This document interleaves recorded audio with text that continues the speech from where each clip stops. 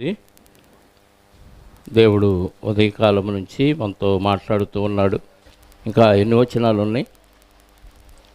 12వ వచనం నుండి మనం ఆలోచించాలి. ఓకే, ప్రార్థన చేసుకొని కొద్ది నిమిషాలు దేవుని వాక్యాన్ని ధ్యానం చేద్దాం. సర్వోన్నతుడా, సర్వశక్తిమంతుడా, నిన్న నేడు నిరంతరము ఏకరీతిగా ఉన్న దేవా, మీ ఆలోచన మీ ప్రణాళిక మనుషులకు అర్థం కాదు, కానీ మీ మనసులోనికి తొంగి చూడగలిగితే సమస్త కార్యములు మానవుల శ్రేయస్సు కోసమే మీరు చేశారని అర్థమవుతుంది. ఇది భక్తిహీనులకు అర్థం కాదు, కానీ మనసు పెట్టని వారికి అర్థం కాదు, కానీ మనసంతా నీ మీదే లగ్నం చేసి మీరు తప్ప మాకు ఇంకెవరూ లేరు అని మేము భావించినప్పుడే మీ యొక్క స్థితి మాకు అర్థమవుతుందని, మీ వాక్యాన్ని బట్టి వాక్యానుసారంగా బ్రతికిన భక్తులను బట్టి మాకు అర్థమవుతుంది నాయన. ఉదయకాల సమయంలో మీరు జరిగించిన కార్యక్రమాన్ని బట్టి మీకు కృతజ్ఞతాస్తుతులు చెల్లిస్తూ మిగిలిన వాక్యాలు, మిగిలిన రెఫరెన్సులన్నీ మేము ధ్యానించడానికి సిద్ధపడుతూ ఉండగా మీ పిల్లలలో ఏకాగ్రతను అనుగ్రహించండి. బోధించనయ్యున్న నన్ను మరుగుపరిచి మీ వాక్యపు వెలుగులోనికి వాక్యానుసారంగా వాక్యాన్ని వాక్యముతో సరిచూస్తూ విభజిస్తూ బోధించగలిగే సామర్థ్యాన్ని నాలో ఉన్న పరిశుద్ధాత్మని సహకారంతో నాకు అనుగ్రహించమని కోరుకుంటూ, మా రక్షకుడు నీ ప్రియకుమారుడైన యేసుక్రీస్తు వారి యొక్క ఘనమైన, శ్రేష్టమైన, ఉన్నతమైన, సమాధానము కలిగిన నామములో ప్రార్థించి అడిగి వేడుకొనుచున్నాను పరలోకపు తండ్రి, ఆమేన్. చేరువచ్చిన మీ అందరికీ ప్రభు అయిన క్రీస్తు నామములో శుభాలు, వందనాలు. వాక్యాన్ని ధ్యానం చేద్దాం. యోధాపత్రిక 11వ అధ్యాయం వరకు ఉదయకాల సమయంలో మనం ధ్యానం చేసాం. 12వ అధ్యాయం 12వ వచనం. వీరు నిర్భయముగా మీతో సుఖభోజనము చేయుచు. వీరు అంటే ఎవరు? అబద్ధ బోధకులు, భక్తిహీనులు. వారు సంఘములోనే ఉంటారు, సంఘముతోనే కలిసి ఉంటారు, భిన్నాభిప్రాయాలు బోధిస్తారు. పాత నిబంధనలో భక్తులు హీనులుగా ఉన్నవారు ఎలా ఉంటారో అలాంటి లక్షణాలు కలిగి ఉంటారు.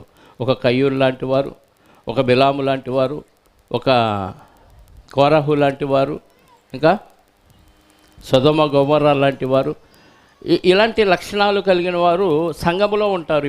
ఇప్పుడు కొత్త నిబంధన సంఘంలో ఉన్న వ్యక్తులను పాత నిబంధన సంఘంలో ఉన్న వ్యక్తులతో పోలుస్తూ, పాత నిబంధనలో ఉన్న సంఘములో ఉన్న వ్యక్తులంటే దేవునిలో ఉన్నట్లుగా నటిస్తూ దేవునికి దూరస్తులుగా ఉండి మిగతా వాళ్ళని చెరగొట్టే కురుకుడు పుండు లాంటి వారి గురించి మాట్లాడుతున్నాడు.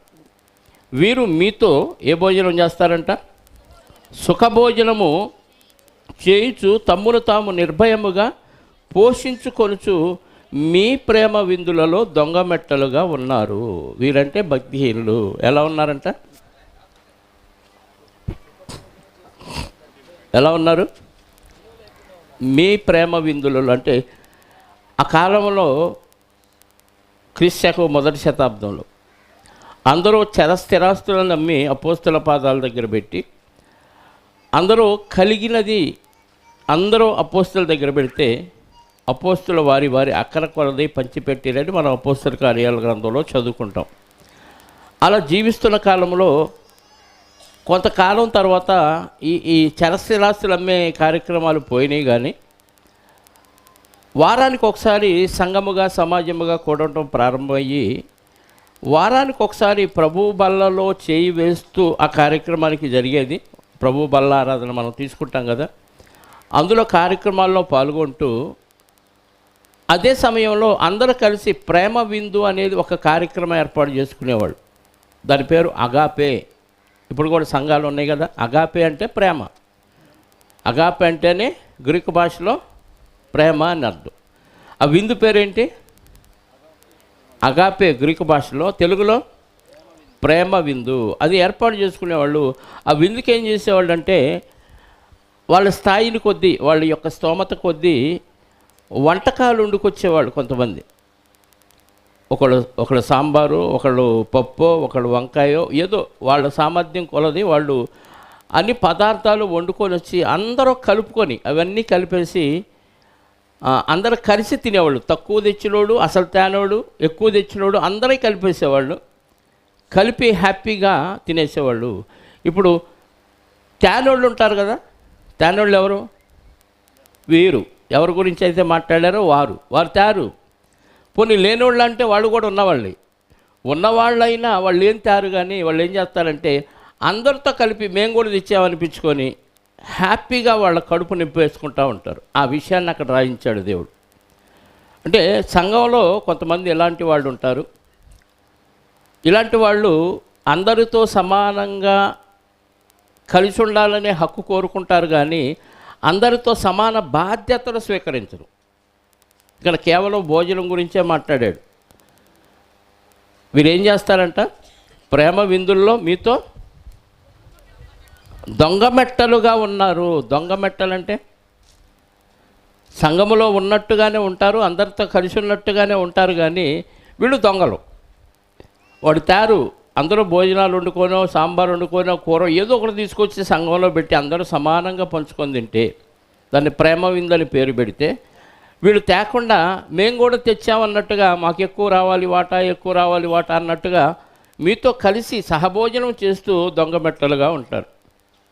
ఈ విషయాన్నే పౌలు గారు ఎత్తి రాస్తూ కొరింథీయులకు రాసిన మొదటి పత్రిక 11వ అధ్యాయము ఒకసారి 17వ వచనం చూడండి. కొరింథీయులకు రాసిన మొదటి పత్రిక 17వ వచనం నుండి మీకు చదవండి. 11వ అధ్యాయము 17వ వచనం. నేను మీకు ఈ ఆజ్ఞను ఇచ్చుచు కూడా మిమ్మల్ని మెచ్చుకోని అంటున్నాడు. ఎందుకు? మీరు కూడి వచ్చుట ఎక్కువ కీడుకే కానీ ఎక్కువ మేలుకు కాదు.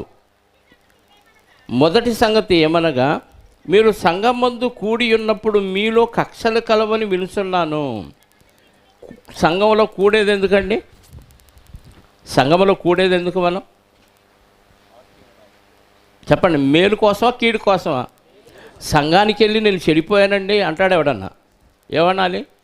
సంఘానికి వెళ్ళి బాగుపడ్డాను అనాలి. మీరు కూడి వచ్చుట మేలుకే అంటున్నాడు. అది సంఘములో చేరేది మంచి నేర్చుకొని పాటించడానికి. అలాంటిది సంఘములో కూడి వచ్చి ఏం చేస్తున్నారంటే వీళ్ళు, మీరు కూడి ఉన్నప్పుడు మీలో కక్షలు కలవని వినుచున్నాము, కొంత మట్టుకు ఇది నిజమని నమ్ముచున్నాను. ఎవరో చెప్పారు పౌలు గారికి, వీళ్ళు ఒకళ్ళ మీద ఒకళ్ళు కక్షలు పెట్టుకొని పగలబెట్టుకొని ఏదో వస్తారు కూర్చుంటారు సంఘంలో. మీరు గమనించారో లేదో, సంఘం మీద అలిగిన వాళ్ళు చివర్లో కూర్చుంటారు. మొహం ఎలా ఉంటుంది వాళ్ళది? మాడిపోయిన పెసరట్లాగా మినపట్లాగా ఉంటుంది. ఆ మొహంలో నవ్వు కనపడదు. అంటే లోపల ఎవడో ఉన్నాడని మనకి ఈజీగా అర్థమైపోద్ది కదా. అలగనోళ్ళు ఎలా ఉంటారు? నవ్వుతూ ప్రశాంతంగా మామూలుగా ఉంటారు. ఎవడో మీద ఏదో కోపం పెట్టుకున్నాడు, కక్ష పెట్టుకున్నవాడు సంఘానికి వస్తే ఎలా ఉంటుంది? అందరికి అనుభవం ఇది కదా. మనం కూడా అలాగ ఫేస్ పెట్టుకొని వచ్చినవాడు ఒకప్పుడు సంఘానికి. ఇప్పుడు కూడా అలాంటి వాళ్ళు ఉన్నారు. అంటే సంఘానికి వస్తారు, మేలు కోసం వచ్చినట్టుగా అనిపించదు వాళ్ళకి. ఆడు సంగతి చూడాలి, ఆడు ఎప్పుడు దొరుకుతాడో చూడాలి, ఆడు ఎప్పుడు తప్పు చేస్తాడో పట్టుకుందామని యేసుక్రీస్తు వారిని కానీ వెంబడించిన శాస్త్రులు పరిచయాలు ఉన్నారు. చూసారా? ఇది బేస్ అసలు లేదు, పేలగా ఉంది వాయిస్. శాస్త్రులు పరిచయాలు ఉన్నవారు చూసారా? అలాంటి బ్యాచ్ యేసుక్రీస్తు వారిని వెంబడించినట్టుగా సంఘములో ఇలాంటి వారు దొంగమెట్టలుగా ఉన్నారు. పైకి ప్రేమ విందు మేము కూడా తెచ్చాం, అందరితో పాటు మేము కూడా సాంబారు తెచ్చాం, మేము కూడా కూర తెచ్చాం, అది తెచ్చాం, ఇది తెచ్చాం చెప్పుకుంటా దొంగలుగా ఉంటారు ఇలాంటి వాళ్ళు. అలాంటి వాళ్ళ గురించి పౌలు గారు ఇక్కడ కొరింథీ సంఘానికి రాస్తూ, మీరు కూడి వచ్చేది మేలు కోసమే కానీ కీడు కోసం కాదు కదా, కానీ ఏదో కీడు చేయటానికి వచ్చినట్టుగా మీలో కక్షలు పెట్టుకొని వస్తారేంటి అంటున్నాడు. ఇది నిజమని కొంత మట్టుకు నమ్ముచున్నాను. మీలో యోగ్యులైన వారు ఎవరో కనపడినట్లు మీలో భిన్నాభిప్రాయములు ఉండక తప్పదు. భిన్నాభిప్రాయాలు ఎందుకు ఉండాలంటే, ఈడు మంచోడు, ఈడు చెడ్డోడు, ఈడు యోగ్యుడు, ఈడు అయోగ్యుడు అంటే అని చేయాలంటే, క్లాసులో అందరూ బాగా చదివితే అందరికీ ఫస్ట్ ర్యాంక్ వస్తే ఈడు చెడ్డోడు, ఈడు మంచోడు, ఈడు చదవనోడు, ఈడు చదివేవాడు అని ఎలా తెలిసింది? తక్కువ మార్కులు వచ్చేవాడు కూడా ఉండాలి, ఎక్కువ మార్కులు వచ్చేవాడు కూడా ఉండాలి. ఆడికి ఎక్కువ మార్కులు వచ్చినాయి అని ఎలా చెప్పగలం? వీడికి తక్కువ వచ్చినాయి కాబట్టి. అలాగే ఇలాంటి వాడు కూడా సంఘంలో ఉంటారు. ఎందుకు? నేను ఈలాగా లేను అని చెప్తాడు. చూసారా పరిచయుడు సుంకర్ని చూసి? అలాగా ఇలాంటి వారిని చూసి నేను మంచోడిని, పలానాయన మంచోడని సంఘంలో మిగతా వాళ్ళకి అర్థం కావాలి. వీళ్ళలాగా చెడ్డోడు కాదండి, పలానాయన ఈయనలాగా మంచోడు అని చెప్పటానికే సంఘంలో ఇలాంటి వాళ్ళు కూడా ఉండాలి. మీలో యోగ్యులైన వారు ఎవరో కనబడునట్లు మీలో భిన్నాభిప్రాయములు ఉండక తప్పదు. భిన్నాభిప్రాయాలు ఉండేది ఎందుకంటే ఎవడు యోగ్యుడో ఎవడు అయోగ్యుడో తేల్చడానికే భిన్నాభిప్రాయాలు ఉండాలి. మీరందరూ కూడి వచ్చుచుండగా మీరు ప్రభురాత్రి భోజనము చేయుట సాధ్యము కాదు. ఏలయనగా మీరు ఆ భోజనము చేయనప్పుడు ఒకనికంటే ఒకడు ముందుగా తమ మట్టుకు తాను భోజనము చేయుచున్నాడు. ఇందువలన ఒకడు ఆకలిగొనును మరొకడు మత్తుడవును. ఇదే మీ అన్నపానములు పుచ్చుకొనుటకు మీకు ఇళ్ళు లేవా? దేవుని సంఘమును తిరస్కరించి పేదలను సిగ్గుపరచుదురా? మీతో ఏమి చెప్పుదును? దీన్ని గూర్చి మిమ్మను మెచ్చుదునా? అంటే ఈ ప్రేమ విందు కోసం వాళ్ళు వచ్చి ఈ ప్రభు బల్లలో పాల్గొని వర్తమానం వినే లోపే ముందు వెళ్ళి భోంచేస్తున్నారు. భోంచేసేవాళ్ళు ఎవరు చెప్పండి? ప్రార్థన అవగానే మొదటి వరుసలో కూర్చునేది ఎవరు? భోజనం మీద ఆసక్తి ఉన్నవాళ్ళు. తర్వాత పెళ్లి కార్యక్రమం కంటే ముందే భోజనాలకు పెట్టేవాది ఎవరికి? భూమి మీద కక్కుర్తి వాళ్ళకే కదా. ప్రభురాత్రి భోజనం ఆరగించడానికి ప్రతి ఆదివారం సమాజముగా కూడి అది అయిన తర్వాత ప్రేమ విందు ఏర్పాటు చేసుకోవాలి. కానీ ఈ వచ్చిన వీళ్ళు ఉన్నారు చూసారా భక్తిహీనులు, వీళ్ళు ఏం చేస్తారంటే ముందు భోజనానికి వెళ్ళిపోతారు, వెనకాల పేదవాడికి ఏముండదు. అంటే ఇప్పుడు సంఘానికి వచ్చి నువ్వు ప్రభురాత్రి భోజనంలో పాల్గొని ప్రేమ విందులో పాల్గొనేది పేదవాడు ఆకలిగొని ఉండటానిక, నీ కడుపు నింపుకొని హ్యాపీగా నువ్వు వెళ్ళిపోవటానిక? మీకు అర్థమైందా? అంటే దేవుని సన్నిధికి వచ్చి మేలు పొందవలసిన దేవుని పిల్లలు కేవలం తిండి కోసం వచ్చే బ్యాచ్ ఉన్నారు. ఇతరుల మీద పగ తీర్చుకోవటానికి కక్షలు పెట్టుకోవటానికి వచ్చే బ్యాచ్ ఉన్నారు. ఇలాంటి బ్యాచీలు సంఘంలో ఉండకూడదు. సంఘానికి వచ్చేది మీరు మేలు పొందటానికే కానీ కీడు పొందటానికి కాదు. ఆ ప్రేమ విందు అనేది ఏర్పాటు చేసింది కూడా ఎందుకంటే ఉన్నవాడు లేనివాడు అనే భేదం లేకుండా ఒక సామాన్యుడికి, ఒక పేదవాడి ఆకలి కూడా ఈ సందర్భంలోనైనా మనం తీర్చొచ్చు. వాడి ఆకలి తీర్చిన వాళ్ళం అవుతాం, పేదవాడిని ప్రేమించిన వాళ్ళం అవుతాం. ఈరోజైనా వాడు కడుపు నిండా భోజనం చేస్తాడు అనే ఉద్దేశంతో ఉన్నవాడు లేనివాడు అనే భేదం లేకుండా అందరూ సమానంగా పొలాల్లో పనులకి వెళ్ళినప్పుడు అనుభవమే కదా అది. ఒకళ్ళ పచ్చడి, ఒకళ్ళ కూర, ఒకళ్ళు అది ఇది తెచ్చుకొని అన్నీ కలుపుకొని తల కాత్తి పంచుకొని తింటారు. ఎంతమందికి అనుభవం ఉందో నాకు తెలియదు. నేను చిన్నప్పుడు పొలం వెళ్ళినప్పుడు ఇలాగే తినేవాళ్ళం. అర్థమైందా? అంటే అందరూ సమానంగా అన్ని రకాల కూరలో పంచుకొని తినవచ్చు. అందులో అసలు భోజనం తెచ్చుకోని వాడికి కూడా భోజనం అమరిద్ది. కాబట్టి పేదలను సిగ్గుపరచడానిక ఈ పని చేసేది మీరు అని పౌలు గారు తిండి కోసం కక్కుర్తిపడి వచ్చే భక్తిహీనుల గురించి మాట్లాడుతున్నారు. వీరు అని సంబోధించింది అందుకే. మళ్ళీ యోధ పత్రిక వెళదాం. 13వ వచనం 12వ వచనం కంటిన్యూషను. వీరు దొంగమెట్టలుగా ఉన్నారు, వీరు గాలి చేత అటు ఇటు కొట్టుకొని పోవు నిర్జల మేఘములుగాను. ఎలా ఉన్నారంట? నిర్జల మేఘములు అంటే మేఘాల్లో నీరు లేదు. నిర్జల అంటే నీరు లేని మేఘములు అని అర్థం. నిర్జల మేఘాలు గాలి రాగానే ఏమవుతాయి? కొట్టుకుపోతాయి. నీళ్ళున్న మేఘాలు అంత తొందరగా కొట్టుకుపోవు, బరువు కదా. నిర్జల మేఘములు అంటే ఖాళీ మేఘాలు, గాలి ఎటు వస్తే అటు కొట్టుకుపోయింది. అంటే ఎక్కడ భోజనాలు ఉంటే అక్కడికి వెళ్ళిపోతారు. ఇక అర్థమైందా? ఇక్కడ పలావ్ పెట్టలేదు, పక్కన వీధిలో ఇంకో మీటింగ్ పెట్టి అక్కడ పలావ్ పెట్టారనుకో, ఏ మీటింగ్కి వెళ్దాం, ఎక్కడ వాక్యం బాగుంటుందని వెళ్ళరు. దేనికి వెళ్తారు? ఏ మీటింగ్లో మంచి భోజనాలు ఉన్నాయి? కొంతమంది ఉండేవాళ్ళు మా షాప్ దగ్గర, ఆయన మసాలా బళ్ళు దగ్గర ఆడి దగ్గర పనిచేస్తారు, అక్కడే ఉంటాడు. ఈరోజు న్యూస్ చూస్తాడు, లేకపోతే పేపర్ చూస్తాడు, పలాని చోట పలాని వారం విందు, పలాని వారి పెళ్ళి, పలాని కళ్యాణ మండపంలో. ఏ కళ్యాణ మండపం బెటర్ అంటే బాగా ఉన్నత వర్గాలకు సంబంధించిన వాళ్ళ పెళ్ళి ఏదో సెలెక్ట్ చేసుకొని దానికి తగ్గట్టుగా డ్రెస్ ఇస్త్రీ చేసుకొని మంచి డ్రెస్ వేసుకొని వెళ్ళి మొదటి పంతిలో కూర్చొని తినేస్తాడు. ఆయన పేరు సోమయ్య, ఇప్పుడు లేడు, చచ్చిపోయాడు. మంచి నాగేశ్వరరావు గారి అభిమాని. అంటే తిండి కోసం సెలక్షన్ ముందే. ఈ బ్యాచ్ కూడా ఎలాంటిదంటే ఎక్కడ మంచి భోజనాలు దొరికితే అటువైపు వెళ్ళిపోతారు. దాన్ని ఎలా పోల్చాడంటే నిర్జల మేఘములుగాను, గాలికి కొట్టుకొని పోయే నిర్జల మేఘములుగాను ఒక పోలిక. రెండో పోలిక కాయలు రాలి ఫలములు లేక 2 మార్లు చచ్చి వేళ్లతో పెళ్ళగింపబడిన చెట్లుగాను. రెండో పోలిక ఏంటి? ఉన్న కాయలు రాలిపోయి అంటే అర్థం ఏంటి? చెట్టులో బలం లేదు. కాయలైతే వచ్చిన కాయలు ఏమైనాయి? రాలిపోయినాయి. రాలిపోతే చెట్టు ఏమైంది? ఎండిపోయింది.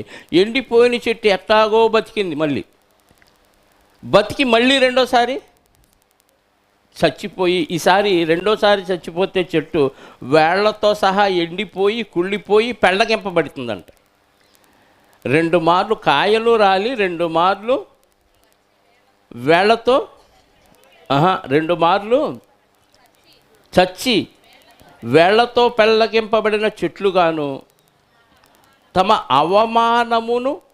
అవమానమను నురుగు వెళ్ళగక్కు వారై సముద్రపు యొక్క ప్రచండమైన అలలుగాను.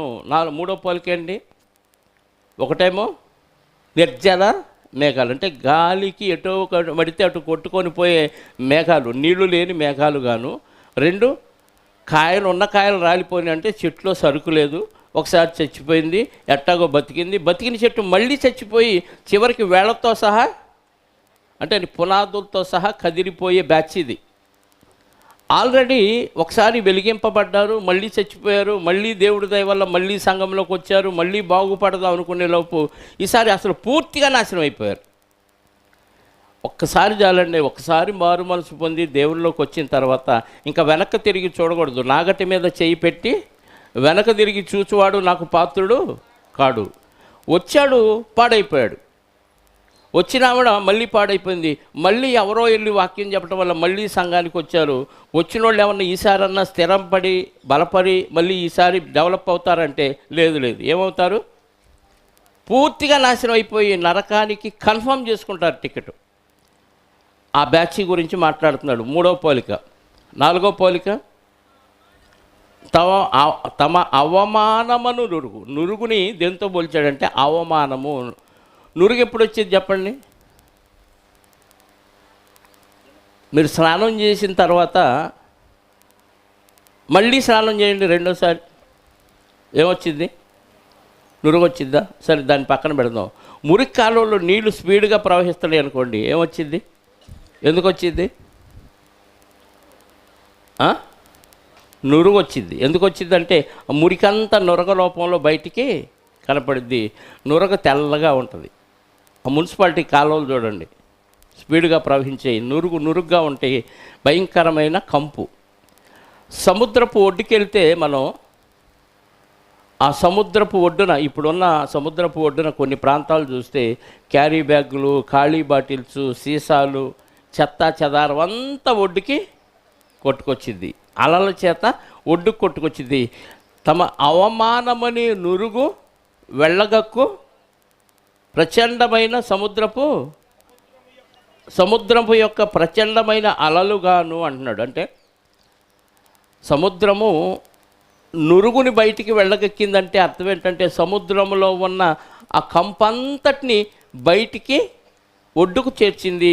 నాలో ఇంత కంపు ఉంది, ఇదంతా నాకు అవమానం అంటుంది సముద్రం. ఇప్పుడు మనలో కంపు ఉందనుకోండి, ఎట్ట బయటకు వచ్చింది? నీ నోటి మాట ద్వారానో నీ క్రియ ద్వారానో బయటకు వచ్చింది, అంతే కదా.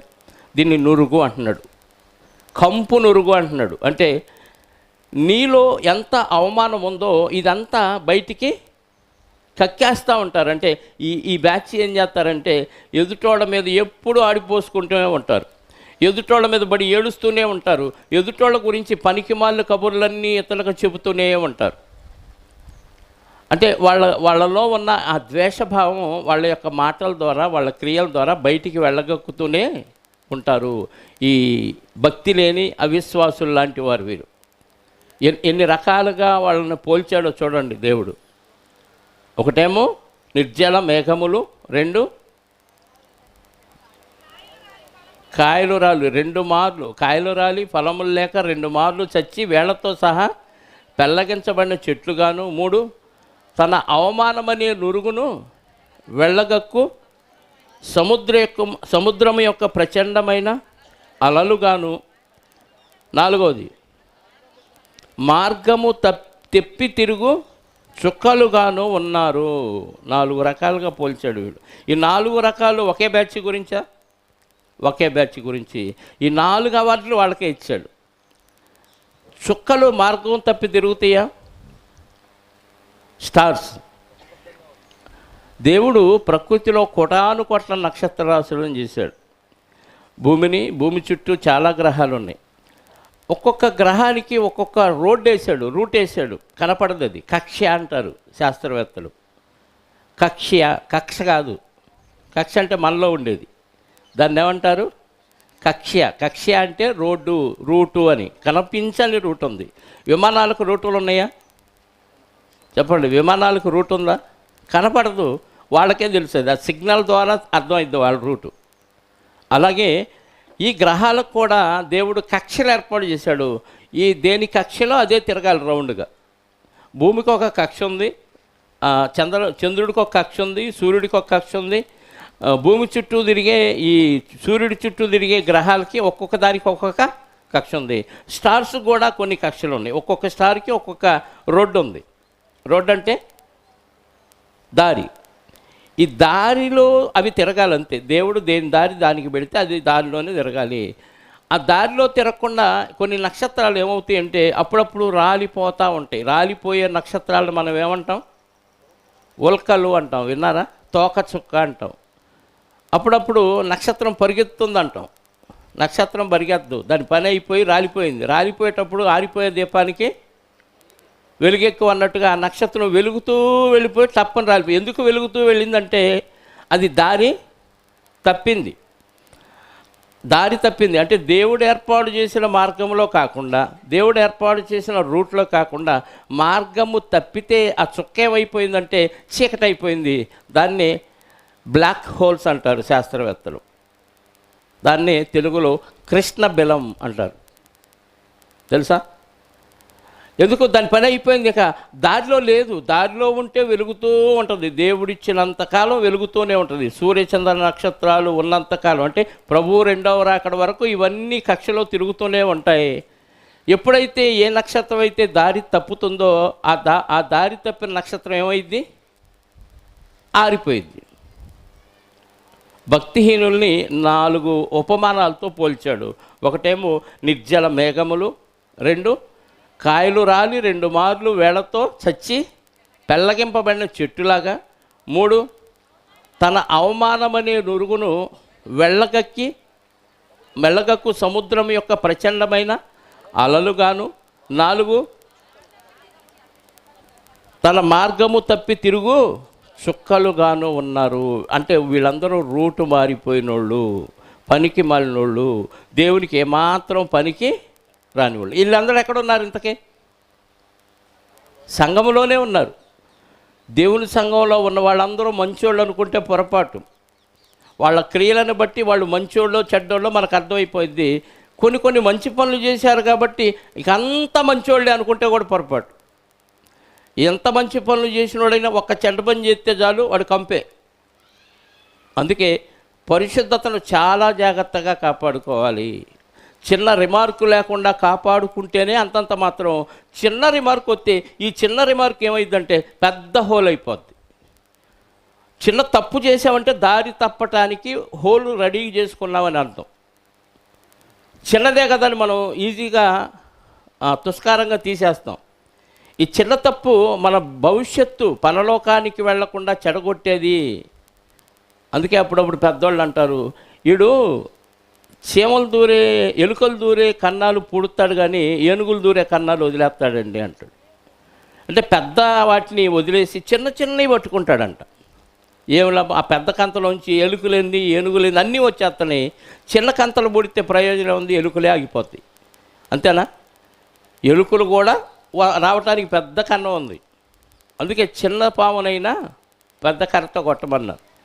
కాబట్టి చిన్న తప్పు ఇదొక్కటే కదా అని మనం సరి చేసుకుంటే మనం మార్గము తప్పి తిరిగే చుక్కలుగాను నిర్జల మేఘములుగాను, ఏమిటి కాయలు రాలి 2 మార్లు పెళ్ళగింపబడిన చుట్టుగాను తన అవమానమనే నురుగును వెళ్ళగక్కు ప్రచండమైన సముద్రపు అలలుగాను ఉంటామనేది దేవుడు భక్తిహీనుల గురించి చెప్తున్నాడు. ఆ జాబితాలో మనం ఉండకూడదనే హెచ్చరిక ఇది. నెక్స్ట్, వారి కొరకు గాఢాంధకారము నిరంతరము భద్రము చేయబడి ఉన్నది. ఫైనల్గా ప్లేస్ ఏదైనంటే అదిగో సాతాన్ని ఎక్కడికైతే పంపించాడో, అపవాదిని కటిక చీకటి గల బెలంలోనికి ఎక్కడికైతే పంపించాడో అక్కడికి రెడీగా ఉండండి. మీకు రెడీగా ఉంది. మీకేం రెడీగా ఉంది? గాఢాంధకారము నిరంతరము భద్రము చేయబడి ఉన్నది. నిరంతరము దాచిపెట్టబడి ఉంది మీకోసం. పరలోకం ఇచ్చాడు మన కోసం, కానీ దీన్ని కాలదనుకొని భద్రం చేయబడిన ఆ నరకానికి ఎందుకు వెళ్ళాలి చెప్పండి? పరదేశు పక్కనే పైన కింద ఉన్న వేదన పొందే స్థలంలో మనుషులు కనిపిస్తారు, మనుషులతో మాట్లాడవచ్చు, అన్నీ గుర్తుంటాయి, కాస్త కోస్త వెసులుబాటు ఉంది ఇక్కడ. కానీ వెళ్ళే నరకం ఉంది చూసారా? వేదన పొందే స్థలం వేరు, నరకం వేరు. ఈ తేడా కూడా చాలామందికి తెలియదు. ఇక్కడ వేదన పొందే స్థలంలో మాట్లాడే అవకాశం ఉంది. ధనవంతుడు లాజరు సందర్భం మనకు తెలుసు. వేదన పొందే స్థలంలో ఉన్నవారికి పరదేశంలో ఉన్న విశ్వాసులందరూ కనపడతారు. వేదనకరమైన స్థలంలో ఉన్నవారు బాధను వ్యక్తపరుచుకునే అవకాశం ఉంది.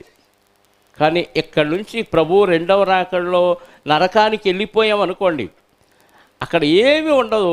కటిక చీకటి గల బెలం, గాఢాంధకారం, కన్నులు పొడుచుకున్నా కనిపించనంత భయంకరమైన చీకటి.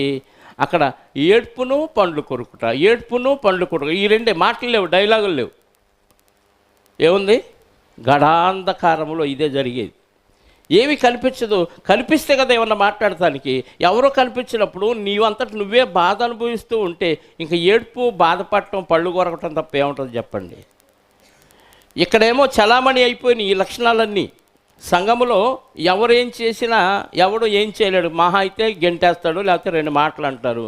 లేదంటే వాళ్ళ పవర్ ఉందనుకో, నోటికి పవర్ ఉందనుకో, ఆ నోటికి తడిచి ఎవడైనా ఎందుకులే పెంట మీద రాయటం అని ఊరుకుంటారు. ఊరుకోవటం వీళ్ళకి ఎలా అనిపించింది చెప్పండి? నేను చేసేది రైటే, అందుకే ఎవరో మాట్లాడలేదు అనుకుంటారు. యువతల వాళ్ళ ఉద్దేశం వాళ్ళకి తెలీదు. ఇదిగో ఇలాంటి భక్తిహీనులు అందరి లక్షణాలు దేవుడు ఇక్కడ వ్రాయించాడు. కాబట్టి వీళ్ళ కొరకు ఫైనల్గా ఏం రెడీగా ఉందంట? గాఢాంధకారము నిరంతరము భద్రము చేయబడి ఉన్నది.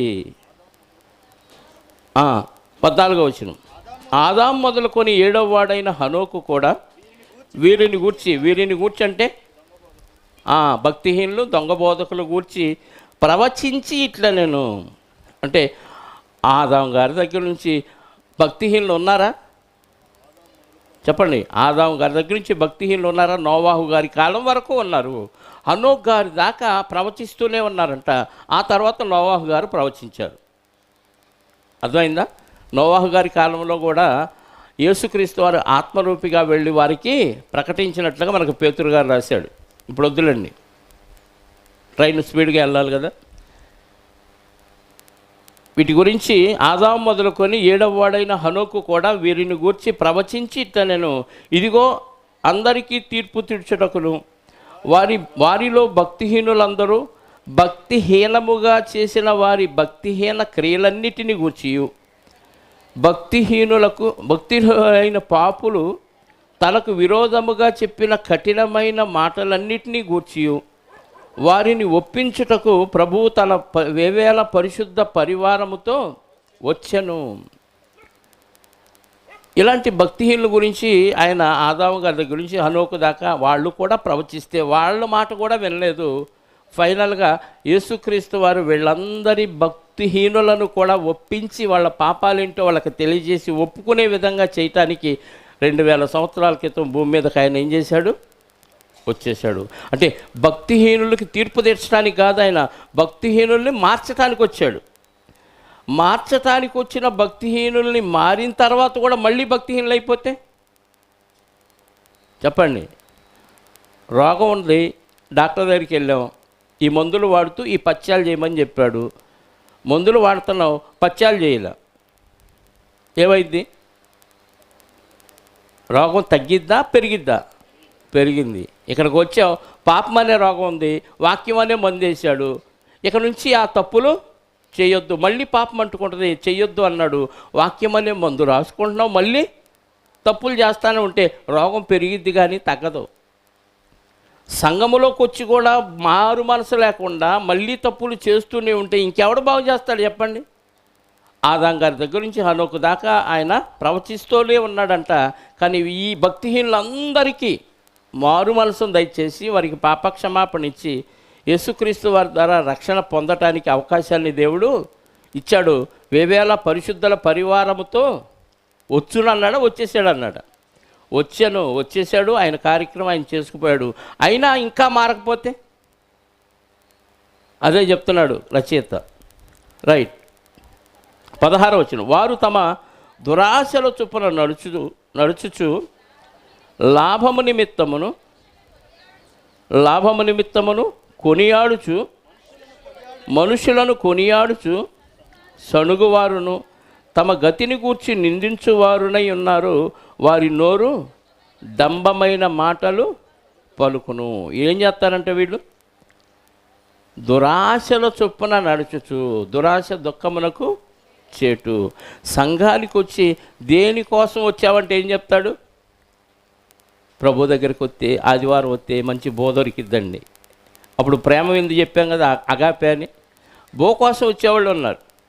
ప్రభు దగ్గరికి వస్తే రోగాలు పోతాయంట, ప్రభు దగ్గరికి వస్తే ఆశీర్వాదం వచ్చిందంట, ఆస్తులు కలిసి వస్తాయంట, ఇంట్లో పెళ్లి కాని వాళ్ళకి పెళ్ళి అయిద్దంట, కోర్టులో సమస్యలు ఉన్న వాళ్ళకి సమస్యలు పోతాయంట. ఇదంతా దురాశ కదా. లోకంలో ఉన్న వారికి కూడా పోతున్నాయి మరి అవన్నీ. అంత మాత్రాన వాళ్ళు పరిశుద్ధులా కాదు కదా. వారు తమ దురాశల చొప్పున నడుచుకొనుచు లాభము నిమిత్తం మనుషులను, అంటే వాళ్ళకి లాభం వచ్చిందంటే ఎదుటి వాడిని పొగిడేస్తూ ఉంటారు. అక్కడ ఫుట్ నోట్ ఉంది చూడండి, ముఖస్థుతి చేయొచ్చు అంటే లాభం కోసం ఏం చేస్తారు? పొగిడేస్తూ ఉంటారు. నువ్వు వీరుడు అన్నా శూరుడు అన్నా, వాళ్ళు చండాలంగా పాట పాడిన అసలు నువ్వు పాట పాడుతుంటే వినసొంపుగా ఉందనగానే వాడు తబ్బి బొబ్బిబ్బు అయిపోతాడు. కాకి కథ తెలుసు కదా, కాకి బావ నక్క బావ తెలుసా? చిన్నప్పుడు కాకి జున్నుగడ్డ తీసుకొని చెట్టు మీద కూర్చుంటే నక్కొచ్చి ఆ జున్నుగడ్డ ఎట్టయినా తీసుకోవాలని ఆశపడి, కాకి బావ నీ రెక్కలు బాగుండి, నీ రంగు బాగుంది, నీ ముక్కు బాగుంది, నీ కాళ్ళు బాగున్నాయి, అన్నీ బాగుండి, నీ గొంతు కూడా బాగుంది, ఆ బాగున్న గొంతుతో ఒక పాట పాడండి. కాకి ఏమొచ్చి పాటలు కావు తప్ప ఏమంది? కా అనగానే నోట్లోంచి జున్నుగడ్డ కింద పడింది. దానికి కావాల్సింది అయిపోయింది, వెళ్ళిపోయింది. ఈ పొగడ్తకి కాకి ఏమైంది? మీరు కాకులా లోకులా? మనం అట్లా పడకూడదు కదా. అంటే ఎదుటోడు మనలో ఆ క్వాలిఫికేషన్ లేకపోయినా పొగిడితే ఉబ్బి తబ్బిబ్బి అవ్వకూడదు. చాలామంది కొంతమంది అయిపోయినాక భలే చెప్పావన్న ప్రసంగం అంటాడు. ఏ వాక్యమే కదా నేను చెప్పింది, భలే ఉందంట. వాక్యమే కదా చెప్పింది, భలే చెప్పేది మళ్ళీ అంటే పొగడతలు. ఇలాంటి వాటికి పడకూడదు. ఎందుకు చేశాడు వాడు ఈ పని అంటే, నాతో ఏదో లాభం ఉంది. తమ లాభము నిమిత్తం స్వకీయమైన దురాశల చొప్పున నడుచుకునేవాళ్ళు తన సొంత లాభం కోసం మనుషులను కొనియాడుచు అవతలకి వెళ్ళి ఆడి దరిద్రపు గొంతు ఏదో వాడు ఏడుతాడని పొగిడా. ఎదురుకేమో భలే వీరుడివి శూరుడు అంటారు, పక్కెళ్ళామా ఆడ వేస్ట్ పిల్లండి, దొంగండి, అలాంటోడు ఇలాంటోడు, పనికిమాలినోడు అండి అని అన్నీ చెప్తారు. ఎదురు మాత్రం వందనాలన్నా, నమస్తే అన్న, నమస్తే అక్క. ఉన్నారా? ఎంతమందిని చూసి ఉంటాం మనం. ఈ యోధా గారి కంటే మనకే ఎక్కువ అనుభవం ఉంది ఈ విషయాలు కదా. ఇలాంటి వారు ఉన్నారంట. వీరు తమ గతిని గూర్చి నిందించువారినై ఉన్నారు.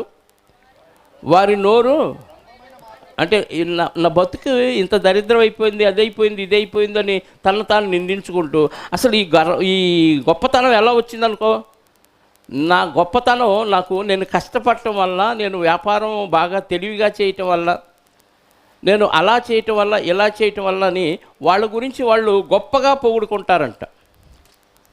సెల్ఫ్ డబ్బా అంటారు కదా.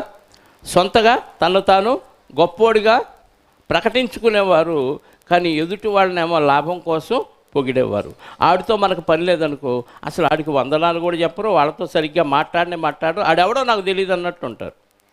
స్త్రీలైనా పురుషులైనా ఈ బ్యాచీలందరూ సంఘంలో ఉన్నారు. వీళ్ళందరూ భక్తిహీనులు, దురాశల చొప్పున నడుచుకునేవాళ్ళు, దొంగ బోధకులు, మీతో ప్రేమ విందులో పాల్గొంటూ బో కోసం దేవుడి దగ్గరికి వచ్చే బ్యాచి, సొంత లాభం కోసం దేవుడి దగ్గరికి వచ్చే బ్యాచి అని ఈ యోధా గారి చేత దేవుడు ఈ మాటలన్నీ వ్రాయించాడండి. ఆయన రాయాలనుకున్నది వేరు, దేవుడు రాయించింది వేరు. ఇది ప్రమాదం. ఎందుకంటే సంఘంలో ఇది కొరుకుడు పుండు పాకినట్టుగా పాకి సంఘం మొత్తాన్ని నాశనం చేసింది. కాబట్టి చాలా జాగ్రత్తగా ఉండాలని, బీ అలర్ట్ అన్నట్టుగా జాగ్రత్త పడుతుంది సంఘం అని ఇదిగో ఈ హెచ్చరికలు యోధా గారి చేత దేవుడు రాయించాడు ప్రియులారా. ఇందులో ముఖ్యంగా భక్తిహీనులు వాళ్ళ దురాశల చొప్పున నడుచుకునే విధానం అంతా దేవుడు రాయించినప్పుడు ఎంత జాగ్రత్త పడాలి చెప్పండి.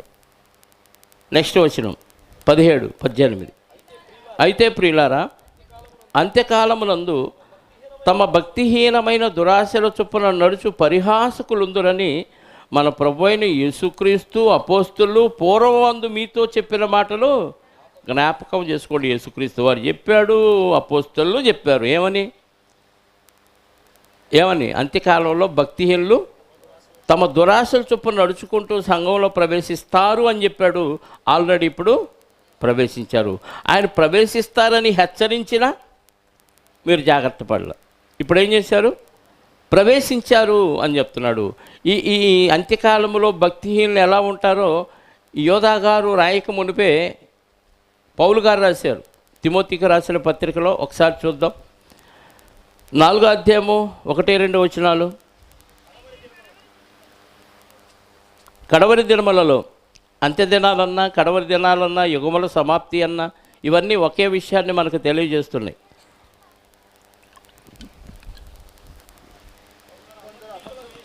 కడవరి దినములలో కొందరు అబద్ధికుల వేషధారణ వలన మోసపరుచు ఆత్మలయందును దయ్యముల బోధయందును లక్ష్యముంచి విశ్వాస భ్రష్టులగుదరని ఆత్మ తేటగా చెప్పుచున్నాడు. ఆ అబద్ధికులు వాతవేయబడిన మనస్సాక్షి గలవారై వివాహమును నిషేధించుచు సత్య విషయమైన అనుభవ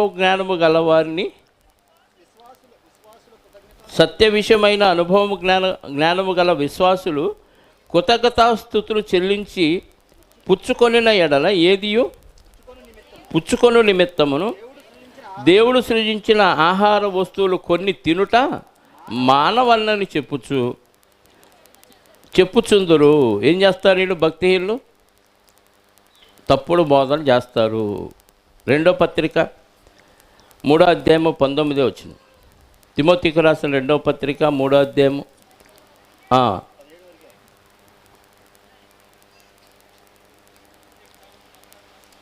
పేతురు పత్రిక చూద్దాం. 2వ పత్రిక, పేతురు గారు రాసిన 2వ పత్రిక 2వ అధ్యాయం 1వ వచనం. మరియు అబద్ధ ప్రవక్తలు ప్రజలలో ఉండిరి, అటువలనే మీలోనూ అబద్ధ బోధకులు ఉందురు. 3వ అధ్యాయము చాలండి. 3వ అధ్యాయము 2-3 వచనాలు. పరిశుద్ధ ప్రవక్తల చేత పూర్వమందు పలకబడిన మాటలు ప్రభువైన యేసు రక్షకుడు మీ అపోస్తుల ద్వారా ఇచ్చిన ఆజ్ఞలు మీరు జ్ఞాపకము చేసుకొనవలనను విషయమును మీకు జ్ఞాపకము చేసి నిర్మలమైన మీ మనస్సులను రేపుచున్నారు. అంత్యదినములలో అపహాసకులు అపహసించుచూ వచ్చి తమ స్వకీయ దురాశల చొప్పున నడుచుకొనుచు ఆయన రాకడను గూర్చిన వాగ్దానం ఏమయ్యను? పితరులు నిద్రించినది మొదలుకొని సృష్టి ఆరంభమున ఉన్నట్టే నిలిచి ఉన్నదే అని చెప్పుదరని మొదట మీరు తెలుసుకున్నాం. ఎవరు వస్తారు అంత్యదినాల్లో? అబద్ధ బోధకులు వచ్చి అపహాసకులు అపహసించుతూ వస్తారు అని తిమోతి గారికి రాస్తూ పేతురు గారు కూడా ఈ విషయాన్ని తెలియచేస్తున్నాడు. అదే యోధా గారు కూడా మనకి తెలియచేశారు, జ్ఞాపకం చేశారు. 19వ వచనం. అట్టివారు ప్రకృతి సంబంధులను ఆత్మ లేని వారునై ఉండి భేదములు కలగజేయుచున్నారు. ఎలాంటి వాళ్ళు అంటే వీళ్ళు? ప్రకృతి సంబంధులు వేరు, ఆత్మ సంబంధులు. ప్రకృతి సంబంధులు అంటే లోక సంబంధమైన విషయాల మీద మనసు పెట్టేవాళ్ళు. ఆయన గోగినేని బాబా ఆయన పేరు. బాబు గోగినేని, గోగినేని బాబు, అటు తిట్టు ఇటు తట్టు. ఆయన ప్రకృతి సంబంధి కదా. కన్యక ఎలా కంటది, క్రైస్తవులు ఏదో చనిపోవటం ఏంది, ప్రభువారు తిరిగి 3వ దినాన్ని లేవటం ఏంటి, ఇవన్నీ విడ్డూరం కదా, విచిత్రం కదా అంటున్నాడు. ఆయన ప్రకృతి సంబంధి కదా. ప్రకృతిలో ఆయన కనపడిందే నమ్ముతాడు, కనపడింది ఆయన నమ్మడు. పోనీ కనపడిందన్న పూర్తిగా నమ్ముతాడంటే అది కూడా నమ్మడు. విత్తనం భూమిలో పెట్టాం, దానిలో నుంచి ఆ మొలక రావటం, ఆకులు రావటం, కొమ్మలు రావటం, పూత రావటం, ఇదంతా ఆయన చూశాడా? చూడాల. కొంతకాలం వెయిట్ చేస్తే భూమిలో నాటిన తర్వాత అప్పుడు ఇవన్నీ కనపడతాయి. ఇది ప్రకృతిలో కనపడుతుంది. మరి ప్రకృతిలో కనపడుతున్న దీన్ని చూసి నమ్మాడు. మనిషి కూడా చచ్చిపోతే భూమిలో సమాధిలో విత్తనంగా నాటబడితే వాళ్ళు మొలుస్తారు అనేది దేవుడు చెప్పిన ఆత్మ సంబంధమైన విషయం. అది ప్రకృతి సంబంధమైన వ్యక్తికి కూడా అర్థమైంది ఆలోచిస్తే, మనసు పెడితే. కానీ ఈయన ప్రకృతి సంబంధి అయినప్పటికీ దీన్ని చూసి దీన్ని నమ్ముతున్నాడు. విత్తనం లోపల పెడితే భూమిలో సమాధి చేస్తే మొలకెత్తింది, మొక్క వచ్చింది, కాయలు ఇస్తాయని నమ్మాడు. మరి మనిషిని కూడా అలాగే సమాధిలో పెడితే మళ్ళీ మొలకెత్తుతాడు అనేది నమ్మడు. ఎందుకు? ఎవరు ఇంతవరకు మొలక ఎత్తలేదు. ఒకే ఒక వ్యక్తి మొలకెత్తాడు, ఆయన ప్రభు అయిన యేసు క్రీస్తు వారు. ఆయన మొలకెత్తాడని చెప్తే ఆయన నమ్మట్లా. ఎందుకంటే ఈయన ప్రకృతి సంబంధి కనుక ఆత్మ విషయాల మీద ఆయన అవగాహన ఉండదో, నమ్మడు.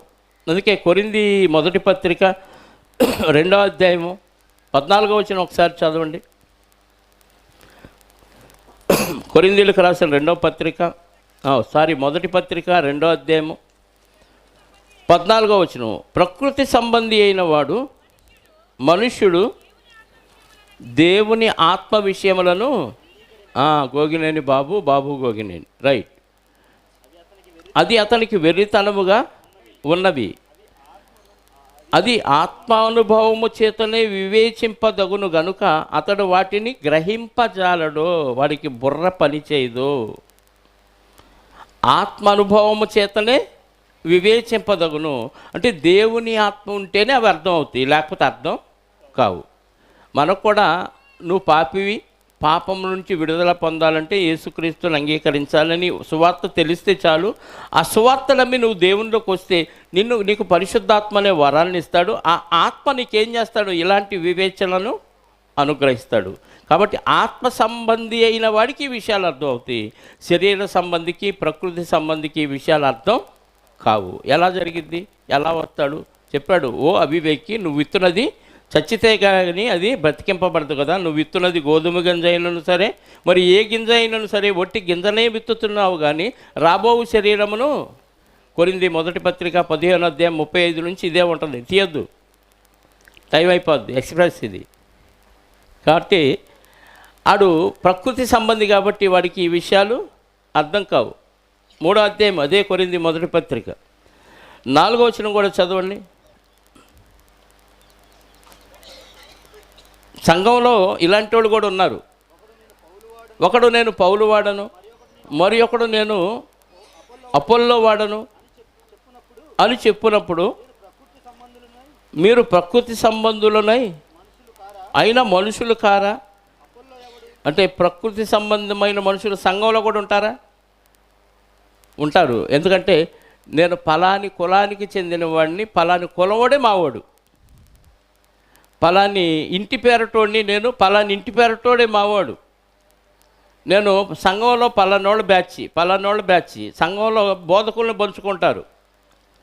పౌలు గారిని కొంతమందిని పంచుకున్నారు, అపోల్లో గారిని కొంతమందిని పంచుకున్నారు, పేతురు గారిని కొంతమందిని పంచుకున్నారు. ఇలా ఎవరి ఫ్యాన్స్ వాళ్ళకి అయిపోయారు. నువ్వు వ్యక్తిని ప్రేమించు, వ్యక్తిని గౌరవించు, తప్పులేదు, కానీ వ్యక్తికి ఫ్యాన్స్ అవ్వకూడదు. తేడా తెలిసిందా? వ్యక్తిని గౌరవించాలా, వ్యక్తిని ప్రేమించాలా, అందరినీ ప్రేమించాలి, అందరినీ గౌరవించాలి. కానీ వ్యక్తిని నువ్వు వీరాభిమానిలాగా మారిపోకూడదు. దురభిమాన పాపం అంటాడు దీన్ని దావీదు గారు. ఏ పాపం? దుర అభిమాన పాపం. దుర్ అంటే చెడ్డ. నీ అభిమానం దేవుని యందుంచు. దేవుడు చెప్పిన మాటను బట్టి ఎదుటి వాళ్ళని ప్రేమించు, ఎదుటి వాళ్ళని గౌరవించు, ఎదుటి వాళ్ళ ఇబ్బందుల్లో పరామర్శించు, సహాయం చేయ, తప్పులేదు. కానీ దేవుడితో సమానంగా నువ్వు వాళ్ళని లెక్కేసుకున్నావు అనుకో, అది దురభిమాన పాపమైద్ది. అలాంటి వాళ్ళు ప్రకృతి సంబంధులు. అంటే బయట నమ్మనోడు ఎలాగో నమ్మి సంఘంలోకి వచ్చి కూడా నువ్వు కూడా ప్రకృతి సంబంధుడు అయిపోతే ఇంకా తేడా ఉంది వాళ్ళకి నీకు. బయట వాళ్ళని ప్రకృతి సంబంధులు అంటున్నావు, సంఘంలోకి వచ్చిన వాళ్ళని ఆత్మ సంబంధులు అంటున్నావు. సంఘంలోకి వచ్చి కూడా ప్రకృతి సంబంధులుగా మారిపోయే అవకాశం ఉందా? ప్రమాదం ఉందా? ఉందని కనపడుతుంది మనకి. కాబట్టి ఎవరిని ఫ్యాన్స్ లాగా సినిమా యాక్టర్లకు కానీ ఫ్యాన్స్లు ఉన్నట్టు వాడి కోసం నాలుగు కోసుకునేవాడు, తగలబెట్టుకునేవాడు, బ్లేడ్తో ఒళ్ళు కోసుకునేవాడు, ఫైటింగ్లు చేసేవాడు, ఇలాంటి బ్యాచీలు ఎలా ఉన్నారో సంఘములో కూడా ఇలాంటి భేదాలు ఉండకూడదు అని చెప్తున్నాడు. నేను పలాని పౌలు వాడను, నేను అపోల్లో వాడను అనే భేదాలు ఉంటే మీరు ఏ సంబంధాలు అంటున్నాడు? మీరు ప్రకృతి సంబంధులు అంటున్నాడు. కాబట్టి సంఘములో ఇలాంటి సంబంధులు ఉండకూడదు. నెక్స్ట్ వచనం.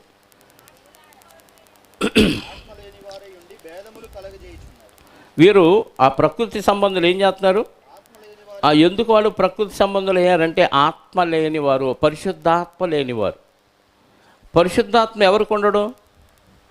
సంఘములోని రాని వారికి ఉండరు. అంటే సంఘంలోనికి వచ్చాడంటే ఏ ఉద్దేశంతో వచ్చాడు? యేసుక్రీస్తులు అంగీకరించి క్రీస్తు రక్తంలో కడగబడి బాప్తిసం పొందినప్పుడు వాళ్ళకి పరిశుద్ధాత్మ అనే వరం అనుగ్రహించబడిద్ది. మరి సంఘంలోకి వచ్చి వీళ్ళ ఆత్మ లేడంటే అర్థం ఏంటి?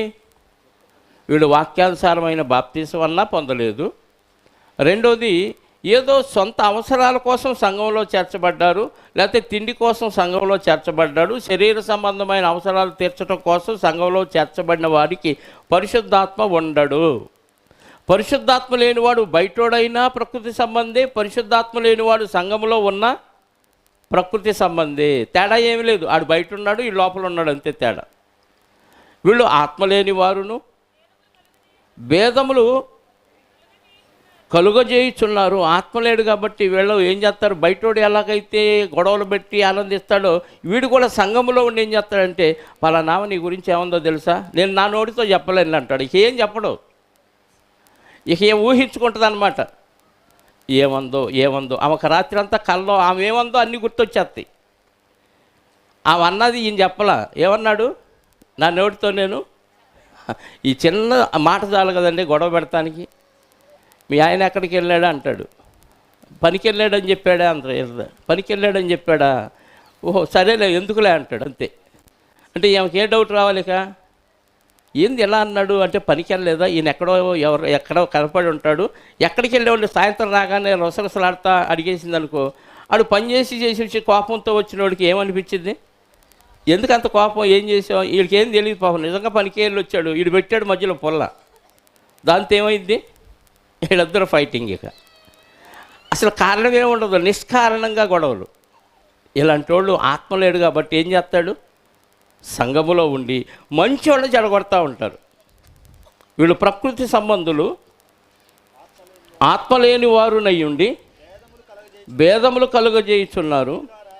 ప్రియులారా, ఆత్మ లేని వారయ్యుండి భేదములు. పరిశుద్ధాత్మ లేకపోతే గొడవలు అవుతాయి. పరిశుద్ధాత్మ ఉంటే సమాధానపరుస్తాడు, అందరితో సమాధానంగా ఉండమంటాడు. కాబట్టి ఆత్మ ఉందా లేదా ఎవరికి వాళ్ళు నిర్ణయించుకోండి. నెక్స్ట్ 20వ వచనం. ప్రియులారా, మీరు విశ్వసించు అతి పరిశుద్ధమైన దాని మీద మిమ్మల్ని మీరు కట్టుకొనుచు పరిశుద్ధాత్మలో ప్రార్థన చేయుచు నిత్య జీవార్థమైన మన ప్రభువుకు యేసుక్రీస్తు కనికరము కొరకు కనిపెట్టుచు దేవుని ప్రేమలో నిలుచున్నట్లు కాచుకొని ఉండుడి. 20, 21 కలిసి ఉన్నాయి. ఏం చెప్పాడు? ప్రియులారా, మీరు విశ్వసించు అతి పరిశుద్ధమైన దాని మీద ఏం విశ్వసించారు? పరిశుద్ధమైన దాని మీద విశ్వసించేది ఒక పరిశుద్ధమైనది ఉంది, దాని మీద కట్టుకోమంటున్నాడు. ఏముంది? సంఘం ఉంది. ఇది కనిపించే సంఘం కాదు, కనిపించని ఒక సంఘం ఉంది. ఒక ఆత్మీయమైన ఆత్మ సంబంధమైన మందిరం ఒకటి ఉంది. ఆ మందిరం అంటే దేవుని దేవాలయములో నేను చేరాలి. దేవాలయం అంటే మనం కట్టుకున్న గోడలతో ఉన్నది కాదు.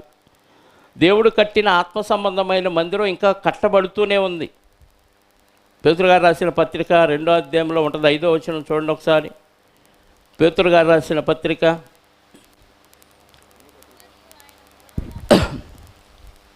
2వ అధ్యాయము మొదటి పత్రిక 5వ వచనం కదా. యేసుక్రీస్తు ద్వారా దేవునికి అనుకూలములకు ఆత్మ సంబంధమైన బలులు అర్పించుటకు పరిశుద్ధమైన యాజకులుగా ఉండునట్లు మీరును సజీవమైన రాళ్ల వలె ఉండి ఆత్మ సంబంధమైన మందిరముగా కట్టబడుచున్నారు. మనల్ని మనం కట్టుకోవాలి ఆత్మ సంబంధమైన మందిరంలో. అంటే ఇప్పుడు యోధా గారు చెప్పింది ఏంటంటే, మీరు విశ్వసించు అతి పరిశుద్ధమైన దాని మీద, అంటే దేవుడు కడుతున్న ఆత్మ సంబంధమైన మందిరం మీద, అది అతి పరిశుద్ధం, మామూలు పరిశుద్ధం కాదు. పూర్వకాలంలో ఇశ్రాయేలుకి దేవుడు మందసాన్ని ఇచ్చి లేదా ఒక మందిరాన్ని ఏర్పాటు చేసి పరిశుద్ధ స్థలం, అతి పరిశుద్ధ స్థలం అని 2 విభాగాలు పెట్టాడు. పరిశుద్ధ స్థలంలోనికి ఎవరైనా ఎప్పుడైనా వెళ్ళొచ్చు. అతి పరిశుద్ధ స్థలంలోనికి యాజకుడు మాత్రమే వెళ్ళాలి, అది సంవత్సరానికి ఒకసారి. ఇప్పుడు అతి పరిశుద్ధమైనది ఏదంటే దేవుడు కడుతున్న ఆత్మ సంబంధమైన మందిరం. ఈ మందిరములో మనం ఏం చేయాలి? అతి పరిశుద్ధమైన దాని మీద మనల్ని మనం కట్టుకోవాలి. అనేక మందిని అందులో కట్టాలి. ఇది ప్రతి క్రైస్తవుడి బాధ్యత. అసలు క్రైస్తవులకి పని ఉందనే ఎవరు చెప్పరు. నువ్వు వచ్చావా, విన్నావా, కూర్చున్నావా, వెళ్ళావా, సందా వేసావా, జైహింద్ అంటే వెళ్ళిపోయావు, అంతే. నీకు పని ఉంది, నువ్వు ఒక యాజకుడివి, నువ్వు అతి పరిశుద్ధ స్థలం మీద నిన్ను నువ్వు కట్టుకోవాలి అనే విషయం చెప్పరు కదా. ఎక్కడ చెప్పరండి. పెద్ద పెద్ద సంఘాల్లో కూడా ఈ బోధ ఉండదు. విమర్శిస్తున్నానని కాదు, నిజం. నువ్వు అలా కట్టుకోవాలి కాబట్టి నీకు అతి పరిశుద్ధమైన దాని మీద నిన్ను నువ్వు కట్టుకొనిచు పరిశుద్ధాత్మలో ప్రార్థన చేయొచ్చు. ఇప్పటికీ చాలామందికి తెలియని అద్భుతమైన విషయం ఏంటంటే, ప్రార్థన మనం మన ఇష్ట ప్రకారం చేయాలా, పరిశుద్ధాత్మతో చేయాలా తెలీదు కదా. ప్రార్థన అనగానే దేవుడికి మన విజ్ఞాపన తెలియచేసేది. డైరెక్ట్గా వెళ్ళదు. నువ్వు ఏదనుకుంటే అది దేవుడి దగ్గరికి వెళ్ళదు. దానికి ఒక మార్గం ఉంది. యేసుక్రీస్తు ద్వారా చేయాలి, ఆత్మ కలిగి చేయాలి. ఆత్మ లేకుండా నీ ప్రార్థన వెళ్ళదు. ఆత్మ లేకపోతే, పరిశుద్ధాత్మ లేకపోతే నీ ఆత్మ వెళ్ళదు. నీ ఆత్మతో చేస్తే వెళ్ళదు. నీకు పరిశుద్ధాత్మ కావాలి. ఎలా వస్తాడు పరిశుద్ధాత్మ? నమ్మి బాప్తీసం పొందినప్పుడు వస్తాడు. ఆ ఆత్మ నీ పక్షంగా నీతో కలిసి చేయాలి. రోమపత్రిక 8వ అధ్యాయము, రోమీలకు రాసిన పత్రిక 8వ అధ్యాయం 26వ వచనం చూడండి ప్రియులారా. అటువలే ఆత్మయు మన బలహీనతలను చూచి సహాయము చేయుచున్నాడు. ఏలయనగా మనము యుక్తముగా ఎలాగో ప్రార్థన చేయవలనో మనకు తెలియదు. ఆత్మయు మన బలహీనతలను చూసి సహాయము చేయుచున్నాడు. మనకి ప్రార్థన ఎలా చేయాలో కరెక్ట్గా దేవుడికి ఎలా చెబితే అర్థమైద్దో మనకు తెలియదు. కానీ పరిశుద్ధాత్మ ఏం చేస్తున్నాడు? ఉచ్చరింపశక్యము కాని మూలుగులతో ఆ ఆత్మ తానే మన పక్షముగా విజ్ఞాపన చేయుచున్నాడు. అంటే పరిశుద్ధాత్మలో ప్రార్థన చేయటం ఇదే. ఒక కలెక్టర్కి అప్లికేషన్ రాయాలంటే నీకు తెలుసా? తెలీదు. తెలిసిన ఆయన ఒక ఆయన ఉంటాడు. అక్కడికి వెళ్ళి ఆ చెట్టు కింద కూర్చున్న ఆయన దగ్గరికి వెళ్ళి ఎలా అప్లికేషన్ పెట్టాలో ఆయన అడిగి ఆయన ద్వారా నువ్వు అప్లికేషన్ పెడతావు. దేవుడితో ఎలా మాట్లాడాలో మనకు తెలీదు, ఏం చెప్పాలో తెలీదు. అనుకున్నది ఒకటి, బయటికి దొరిలేది మరొకటి. కానీ పరిశుద్ధాత్మ ఏం చేస్తాడు? నీకు తెలియకుండానే దేవుడికి ఎలా తెలియచేయాలో ఆత్మ సహాయం చేసి నడిపిస్తాడు. అంటే ప్రార్థన కూడా ఆషామాషికి చేసేది కాదన్నమాట. ఎలా చేయాలి? ఒక ఆయన ప్రార్థన చేయమంటే బైబిల్ అంతా తిరగేస్తాడు. అంటే పరిశుద్ధాత్మ ఇదంతా తిరగేయమన్నాడు ప్రార్థనలో కదా. టాలెంట్ చూపించుకునేవాళ్ళు కొంతమంది ఉంటారు. ప్రార్థన అంటే సందర్భానుసారంగా ఎక్కడ ఎలా చేయాలో, ఎంతవరకు చేయాలో ఆత్మ సహాయంతో చేయాలి. పరిశుద్ధాత్మ లేకుండా ప్రార్థన చేస్తే, ఒక పాస్టర్ గారిని భోజనాలు వడ్డించి నాకు ప్రార్థన చేయండి పాస్టర్ గారు అన్నాడంట.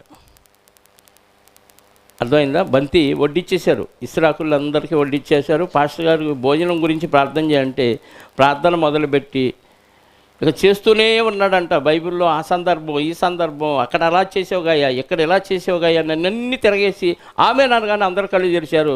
భోజనం ఏమీ లేదు ఎవరాకుల్లో. ఏమైంది? కుక్కలు తినిపోయింది. అలా చేయకూడదు. అంటే ఆత్మ లేని వాడు చేసే ప్రార్థన ఇలాగే ఉంటుంది. సందర్భానుసారంగా సమయానుకూలంగా ప్రార్థన చేయాలి. ఎక్కడ ఎంత చేయాలో అలా చేయాలి. సంఘంలో చేస్తారు కొంతమంది, ఆదివారం మాత్రమే వచ్చే బోధకులు, సంఘంలో కొంతమంది విశ్వాసులు పోయిన పునరుద్ధానం నుంచి ఈ పునరుద్ధానం వరకు కాపాడినందుకు స్తోత్రాలు. ఒకసారి జ్ఞాపకార్థ కొడుకు వెళ్ళారు. అక్కడ ఏం చేయాలి మరి? పోయిన పునరుద్ధానం నుంచి ఈ పునరుద్ధానం వరకు కాపాడినందుకు స్తోత్రాలు ఉందంట అక్కడ కూడా. అది పునరుద్ధాన దినమా? అది దినం చేసే దినం. అక్కడ కూడా పునరుద్ధాన దినం అని చేయొచ్చా? ఆత్మలేని వాళ్ళు చేసే ప్రార్థనలు ఇలాగే తగలబడతాయి. కాబట్టి ప్రార్థన పరిశుద్ధాత్మతో చేయాలి అని యోధా గారు చెప్తున్నారు. పరిశుద్ధాత్మలో ప్రార్థన చేయుచు నిత్య జీవార్థమైన మన ప్రభు అయిన యేసుక్రీస్తు కనికరము కొరకు కనిపెట్టుచు దేవుని ప్రేమలో నిలుచున్నట్లు కాచుకొని ఉండండి. ప్రభు కనికరం కోసం కనిపెడుతూ, ఎప్పుడు నన్ను కనికరించి తీసుకెళ్తావయ్యా, ఎప్పుడు కనికరించి మా కోసం వస్తావయ్యా, ఈ లోకంలో, పాపిష్టి లోకంలో పాపం చూస్తూ సహించలేకపోతున్నాం. లోతుగారు కానీ ఆ సొదొమ గొమొర్రాల యొక్క ఆ పైచాచికమైన కామ వికారయుక్తమైన నడవడి చూసి మనసుని ఎలా నొప్పించుకున్నాడో అలా నొప్పించుకుంటున్నాం. నా ఎందుకు కనికరించి తీసుకెళ్ళాలి. అమ్మో ఇప్పుడే వద్దు ప్రభా, ఇంకా చాలా పనులు ఉన్నాయి అంటాం మనం కదా. ఉన్నా పాటున వచ్చుచున్నాను దేవాన్ని ప్రార్థన చేస్తాం, ప్రార్థన పడతాం. ప్రభు రమ్మన్నావుగా, ఉన్నా పాటున వస్తానన్నావు, వచ్చేయన్నాడు అనుకో, ఏమంటాం? ప్రభు ఇంకా చాలా పనులు ఉన్నాయి, పిల్లలు పెద్దవాళ్ళు అవ్వాలి, చదివించాలి, వాళ్ళ పెళ్ళిళ్ళు చేయాలి, అలా మనవాళ్ళే మనవరాళ్ళు కూడా చూడాలి. అప్పుడు దాకా వెయిట్ చేయబోయి ఏదో మాట వరుస కాదు, రాత్రి నేను పాడే అంతే ఇలా అంటాం. ప్రభు యొక్క కనికరము కొరకు. కనికరం ఎందుకు? నిత్య జీవార్థమైన మన ప్రభు అయిన కనికరము కొరకు, యేసుక్రీస్తు కనికరము కొరకు కనిపెట్టుచు దేవుని ప్రేమలో నిలిచినట్లు కాచుకొని ఉండండి. వెయిటింగ్ చేస్తూ ఉండండి. కాచుకోవటం అంటే జాగ్రత్త పడండి అని అర్థం. ఆ కనికరం నుంచి తప్పిపోకుండా జాగ్రత్త పడండి. ఎందుకు? సంఘంలోనే దుర్మార్గులు ఉన్నారు, వాళ్ళు మిమ్మల్ని చెడగొడతారు, పాడు చేస్తారు. జాగ్రత్తగా ఉండండి. నాకు జీవం కావాలి, ఆయన కనికరం కావాలని కనిపెట్టుచు జాగ్రత్త పడండి. ప్రమాదంలో ఉన్నాం, జాగ్రత్తగా ఉండాలి కదా. బస్సుల్లో, ట్రైన్లో ప్రయాణాలు చేసేటప్పుడు ఏమని ఉంటాయి? మీ సామాన్లకు మీరే బాధ్యులు, మా ప్రమేయం లేదు, మీ సామాన్లు మీరే కాచుకోండి. ఎవడో వచ్చి దోచుకెళ్ళాడంటే మేమేం చేయలేము, విచారిస్తాం, దొరికితే దొరికింది, లేకపోతే ఇంకంతే సంగతులు. కాబట్టి కాచుకొని ఉండండి. ఏ ప్రమాదం లేనప్పుడు జాగ్రత్త పడాల్సిన అవసరం లేదు. సంఘంలో దొంగలు ఉన్నారు కాబట్టి జాగ్రత్త. బయట దొంగలు ఉన్నారంటే ఓకే, సంఘంలో కూడా ఉంటారా? సంఘంలోనే ఎక్కువ దొంగలు ఉంటారు. వాళ్ళని నమ్మం కాబట్టి జాగ్రత్త పడతాం, వీళ్ళని నమ్మాం కాబట్టి మోసపోతాం. సంఘంలో వాడిని నమ్మితే ఏం చేస్తావు? బయట వాడికి అప్పు అడిగాడు అనుకో, నువ్వేమిస్తావు, ఎట్లా ఇస్తావు, ఏం చూసి ఇవ్వాలి అంటాం. లేకపోతే వాడి దగ్గర ఏదైనా తనఖా పెట్టుకొని ఇస్తాం, లేదా నోటు రాయించుకొని ఇస్తాం. సంఘంలో వాళ్ళు అడిగితే చెప్పండి, భక్తులు కదా, పరిశుద్ధులు కదా, ఎగ్గొట్టరులే అనుకొని ఇచ్చేస్తాం. వాళ్ళు ఏం చేస్తారు? ఆడికంటే దారుణం అయిపోతాడు. ఆడినన్నా అడుగుతాం బయటోడు కాబట్టి, వీళ్ళని ఏం చేస్తాం? ఏం అడగలేం కదా. అంటే సంఘంలో దొంగలు ఉన్నారా? వీళ్ళు ఎవరంటే మంచి దొంగలు. వీళ్ళు ఎలాంటి దొంగలు? మంచిగా కనబడుతున్న దొంగలు అనమాట. ఇలాంటి వాళ్ళ గురించి జాగ్రత్త, కనిపెట్టుకొని ఉండండి, కాచుకొని ఉండండి. 22వ వచనం, సందేహపడు వారి మీద కనికరము చూపుడి, అగ్నిలో నుండి లాగినట్టు కొందరిని రక్షించుడి. సందేహపడు వారి మీద, సందేహాలేంటి? సందేహాలు చాలామందికి డౌట్స్ వస్తాయి బైబిల్లో. గతంలో అయితే తెనాలిలో కానీ ఇక్కడ కానీ ప్రశ్నోత్తరాల కార్యక్రమం ఒకటి పెట్టేవాడిని. కనీసం నెలకోసారో 2 నెలలకోసారో ప్రశ్నోత్తరాలు. ఎందుకంటే నేను చెప్పే సబ్జెక్టులో వాళ్ళ డౌట్లు కొన్ని తీరకపోవచ్చు. అందుకని మీకున్న ప్రశ్న ఏదో అడగండి, నేను ఖచ్చితంగా సమాధానం చెప్తాను, వాక్యానుసారం సమాధానం అని నేను అలా సందేహాలు తీర్చే కార్యక్రమం కూడా గతంలో పెట్టాను.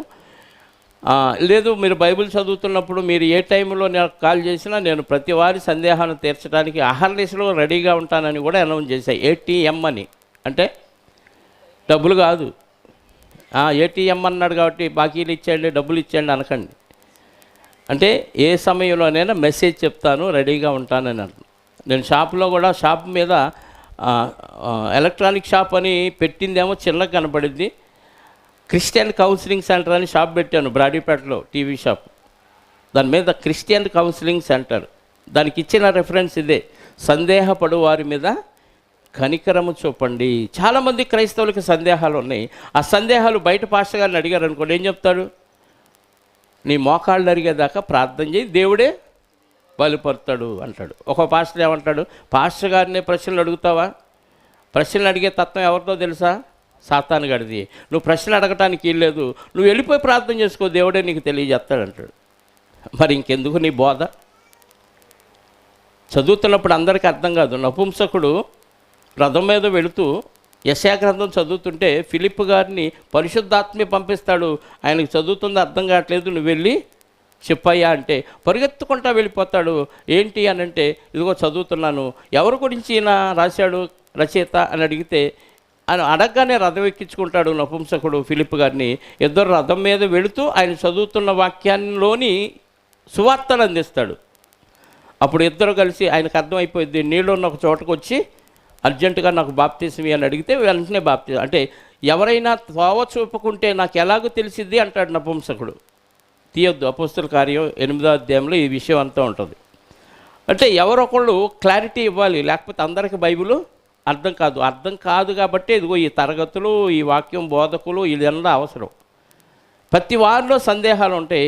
ఆసక్తిగా చదివేవాడి సందేహాలు తీర్చడం తప్పనిసరి, ఖచ్చితంగా తీర్చాలి. లేకపోతే వాడు పాడైపోతాడు, అర్థం కాకపోతే అపార్థం అయిపోద్ది. అలాని తిక్కగా ప్రశ్నలు అడిగేవాళ్ళు ఉంటారు. నిజంగా నా షాపులో ఎంతమందికి సందేహాలు తీర్చాను. ఈరోజు నేను సందేహాలు తీర్చిన వాళ్ళందరూ పెద్ద పెద్ద బోధకులు అయిపోయారు. కాకపోతే ఏరు దాటి తెప్పదగలేసిన వాళ్ళు కూడా ఉన్నారు అందులో. నా దగ్గర నేర్చుకున్న వాళ్ళు వెళ్ళిపోయి బోధకులు అయిపోయి సొంతంగా కాపురం పెట్టేసి వాళ్ళు ఆయన దగ్గర మేమేమీ నేర్చుకోలేదు అనేవాళ్ళు కూడా ఉన్నారు. దేవునికి స్తోత్రం అనుకొని వదిలేస్తాం, మనకి దానివల్ల ప్రాబ్లం లేదు. నేను మాత్రం ఖచ్చితంగా సందేహాలు తీర్చాను. చాలామంది సంఘ కాపర్లు నా దగ్గరకు వచ్చి సందేహాలు నివృత్తి చేసుకున్నారు. చాలామంది సంఘ కాపర్లు వాళ్ళ దగ్గర విసిగించే విశ్వాసులు ఉన్నవారిని మా వల్ల కాదు నీ సందేహాలు తీర్చడం అని నా దగ్గరకు పంపించిన వాళ్ళు కూడా ఉన్నారు. ఇది హాస్పిటల్లో డాక్టర్లు కానీ ఇంకో చోట నుంచి డాక్టర్లు ఎలా పిలిపించుకొని ఆపరేషన్ చేయించుకుంటారు, అలాగ చాలామంది విశ్వాసులు నా దగ్గరికి పంపించారు. దేవుడు ఆ సామర్థ్యాన్ని నాకు ఇచ్చాడు. సందేహపడు వారి మీద కనికరము చూపుడి అన్నాడు. కాబట్టి వాళ్ళ మీద కనికరం చూపి వాళ్ళ ప్రశ్నలన్నిటికీ సమాధానాన్ని ఇచ్చి వాళ్ళకి సందేహ నివృత్తి చేయగలిగే సామర్థ్యాన్ని ఇచ్చినందుకు దేవునికి స్తోత్రం. ఖచ్చితంగా ప్రతి క్రైస్తవుడు సందేహపడేవారి సందేహాలు తీర్చాలి. చాలామంది ఇలా ఫోన్లు చేస్తూ ఉంటారు, నాకు ఒక ప్రశ్న ఉంది అంటాడు, ఎక్కడున్నావు అంటారు, దారిలో ఉన్నాను అంటాడు. సరే ఇంటికి వెళ్ళి నాకు చేయలే, అప్పుడు చెబుతుకొని అంటాడు. కాదు ఇప్పుడే చెప్పు, ఇంటికి వెళ్ళిన దాకా నేను ఉంటానో నువ్వు ఉంటావో తెలియదు అని అప్పుడే అడుగుమంటాను, రోడ్డు పక్కన బండి ఆపుతాను, వెంటనే సమాధానం చెప్పేస్తాను. వీలైనంతవరకు ఎక్కడికక్కడ సెటిల్మెంట్ చేసేస్తాను, కానీ వాయిదా వేయను దాదాపుగా. మరీ డిస్టర్బెన్స్గా ఉండి ఇంకా చెప్పినా అర్థం కాని పరిస్థితిలో ఉంటే తప్ప ఎవరి సందేహాన్ని తీర్చకుండా నేను ఉండను. కాబట్టి సందేహపడు వారి మీద కనికరం చూపాలి. ఎందుకు మన సందేహాలన్నీ కనికరం చూపి ప్రభువారు ఏం చేశారు? నివృత్తి చేశాడు. చచ్చిపోయినాక ఏమవుతామో మనకు తెలియదు. ప్రభువారు వచ్చి ఏం చేశాడు? సందేహ నివృత్తి చేశాడు. పునరుద్ధానం ఉందని మనకి సందేహ నివృత్తి చేయబట్టి మనం విశ్వాసులయ్యాం. కాబట్టి వాక్యం చదువుతున్న ప్రతి ఒక్కరికి ఉన్న సందేహాలు నివృత్తి చెయ్యలేకపోతే నువ్వు కనికరం లేని వాడివి, కనికరం లేని దానివి అని అర్థం. నువ్వు చేయలేకపోయినా చేసేవాడి దగ్గరికైనా పంపించాల్సిన బాధ్యత మన మీద ఉంది. నెక్స్ట్ వచనం, అగ్నిలో నుండి లాగినట్టు కొందరిని రక్షించుడి. అగ్నిలో నుండి లాగినట్టు కొందరిని రక్షించుడు. ఎందుకు? వీళ్ళు నరకంలో పడబోతున్నారు. నరకంలో పోతున్న వాళ్ళని చొక్కా పట్టుకొని లాగు. అందరినీ అంటున్నా బల్లి, అందరినీ మన వల్ల కాదుగా, కొందరిని రక్షించాలి. రక్షించాలంటే మనం ఏం చేయాలి? వాళ్ళకున్న సందేహాలు తీర్చాలి, వాళ్ళకు వాక్యం చెప్పాలి. వాక్యం చెప్పటం వస్తే ఎలాంటి వాళ్ళనైనా ఒప్పించవచ్చు, నో డౌట్. ఇక వాళ్ళు మూర్ఖంగా అడ్డదిడ్డంగా రెటమతంగా అడ్డుగోలుగా వెళితే మనం ఏం చేయలేం. కానీ నేను చెప్తాను అలాంటి వాళ్ళకు కూడా, నువ్వు రెటమతంగా సమాధానం చెబితే నేను కూడా రెటమతంగానే సమాధానం ఇస్తాను. వీలైనంత వరకు నువ్వు నేర్చుకోవాలనే ఉద్దేశంతో అడిగితే ఎంతసేపు అయినా చెప్తా దీర్ఘశాంతంతో. తిక్క ప్రశ్నలు అడిగి ఏదో ఇరికిచ్చాలనో లేకపోతే తప్పు పట్టాలని అడిగితే అలాంటి వాడికి చెప్పం, కొద్దిసేపు చెప్తాం, వదిలేస్తాం, వాడు మూర్ఖుడని అర్థమైపోద్ది. కాబట్టి అగ్నిలో నుంచి లాగినట్లు కొందరిని రక్షించాలి. ఇది ప్రతి క్రైస్తవుడి బాధ్యత. శరీర సంబంధమైన వారి అపవిత్ర ప్రవర్తనకు ఏమాత్రము నొప్పుకొనకంటే, శరీర సంబంధమైన అపవిత్రత అంటే వాడు తాగుబోతో, తిరుగుబోతో, మురికోడు, లేకపోతే రోగంతో ఉన్నవాడు, వాళ్ళని వ్యక్తిని అసహించుకోకూడదు. అక్కడ కింద ఫుట్నోట్లో ఒక మాట ఉంటుంది, డాగు పడిన అంగీని. లేవీకాండంలో ఒక మాట ఉంటుందండి కుష్ఠవ్యాధుల గురించి. ఒకసారి చూడండి, లేవీకాండం 13వ అధ్యాయము 52వ వచనం. అయిపోవచ్చింది. లేవీకాండం 13:52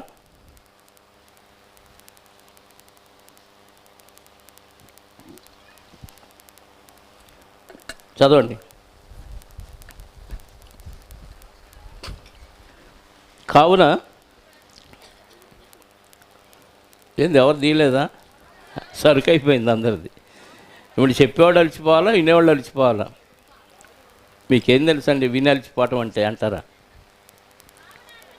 కావున అతడు ఆ పొడ దేనిలో ఉన్నదో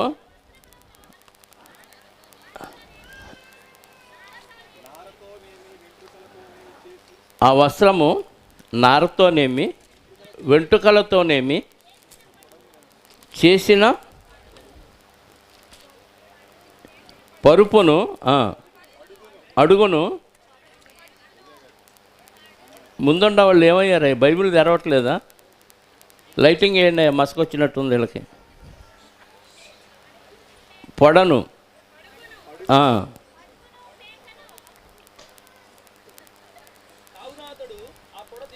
కావున అతడు ఆ పొడ దేనిలో ఉన్నదో ఆ వస్త్రమును నారతోనేమి వెంట్రుకలతోనేమి చేసిన పడుగును, పేకను, తోలుతో చేసిన ప్రతి వస్తువును అగ్నితో కాల్చివేయవలను. అది కొరుకుడు కుష్టము, అగ్నితో దాన్ని కాల్చివేయవలను. యాజకుడి దగ్గరికి కుష్ఠున్న రోగి తీసుకొచ్చి ఒక వస్త్రాన్ని ఇస్తే ఆ వస్త్రాన్ని ఏం చేయమంటున్నాడు? కాల్చేయాలి. అంటే వస్త్రాన్ని కాల్చేయి, వాడిని కాదు. పాపిని ప్రేమించు, అతనిలో ఉన్న పాపాన్ని ద్వేషించు, అంతే. వస్త్రాన్ని ద్వేషించు, వస్త్రాన్ని కాల్చేయి. మనిషిని మాత్రం ప్రేమించు, మనిషిని ప్రేమించు.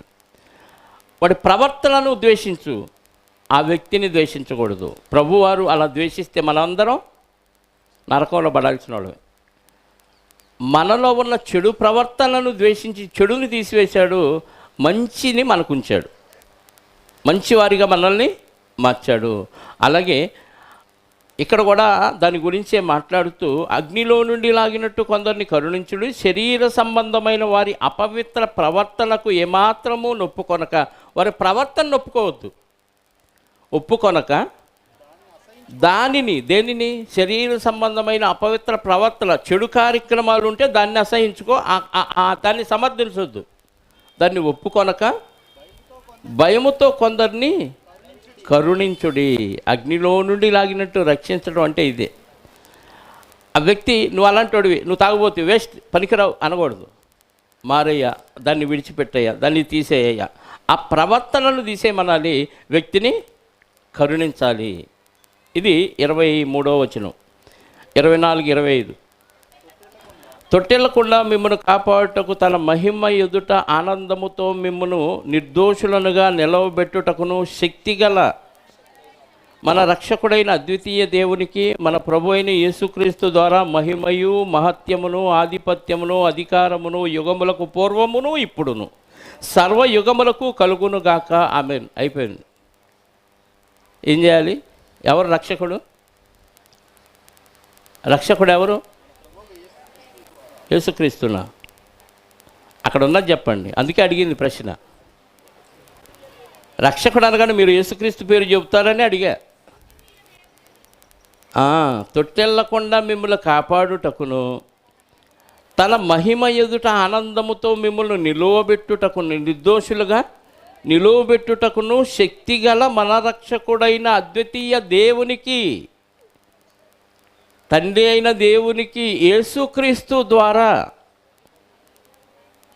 మన ప్రభు అయిన యేసుక్రీస్తు ద్వారా మహిమయు మహత్యమును ఆధిపత్యమును అధికారమును యుగములకు పూర్వమును ఇప్పుడును సర్వయుగములకు కలుగునుగాక. అంటే కొత్త నిబంధన చట్ట ప్రకారంగా నువ్వేది చేసినా ప్రభు అయిన యేసుక్రీస్తు ద్వారా తండ్రికి చేయమన్నాడు. ఎఫెసీ పత్రిక 5వ అధ్యాయము 20వ వచనం, కొలసీ పత్రిక 3వ అధ్యాయము 17వ వచనం. టకటకా చదవండి. టకటక అన్నాను కాబట్టి టకటకాని మూసేయకండి. మన ప్రభు అయిన యేసుక్రీస్తు పేరిట సమస్తమును గూర్చి తండ్రి అయిన దేవునికి ఎల్లప్పుడూ కృతజ్ఞతాస్తుతులు చెల్లించుచు క్రీస్తునందలి భయముతో ఒకనికొకడు లోబడి. సమస్తము ఎలా చేయమంటున్నాడు? క్రీస్తు ద్వారా చేయమంటున్నాడు. కొలసి 3:17 కూడా, మరియు మాట చేత కానీ క్రియ చేత కానీ మీరు ఏమి చేసినను ప్రభు అయిన యేసుక్రీస్తు ద్వారా తండ్రి అయిన దేవునికి కృతజ్ఞతాస్తుతులు చెల్లించుచు సమస్తమును యేసుక్రీస్తు పేరు మీద తండ్రికి చేయుడి. దశలోనిక మొదటి పత్రిక 5:16. దశలోనికులకు రాసిన మొదటి పత్రిక 5:16.